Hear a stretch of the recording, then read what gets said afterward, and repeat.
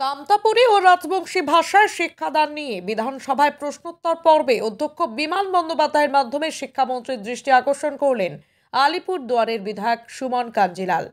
উল্লেখ্য, মুখ্যমন্ত্রী মমতা বন্দ্যোপাধ্যায় ইতিমধ্যেই কামতাপুরী বা রাজবংশী ভাষাকে সরকারি স্বীকৃতি দিয়েছেন।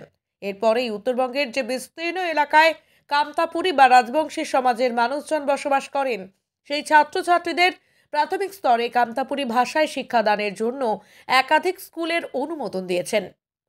আলিপুরদুয়ার সহ উত্তরবঙ্গের বিভিন্ন এলাকায় কামতাপুরী ভাষায় আরও বেশ কিছু প্রাথমিক বিদ্যালয় তৈরি হলে সেখানকার ভূমিপুত্র ও ছাত্রছাত্রীরা কামতাপুরী ও রাজবংশী ভাষায় প্রাথমিক পাঠদানের সুযোগ পাবে।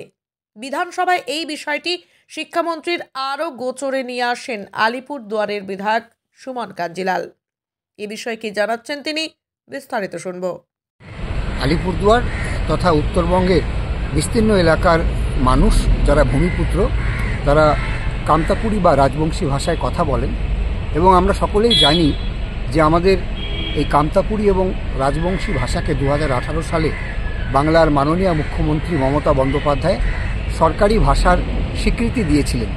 তারপর থেকে কিন্তু প্রাথমিক স্তরে ছাত্রছাত্রীদের পঠন পাঠন এই রাজবংশী বা কামতাপুরী ভাষার মাধ্যমে করবার প্রক্রিয়া শুরু হয়েছে এবং অত্যন্ত আনন্দের যে অনেক স্কুল ইতিমধ্যেই কোচবিহার, আলিপুরদুয়ার সহ বিভিন্ন জায়গায় রাজবংশী ভাষায় সেই স্কুল হয়েছে।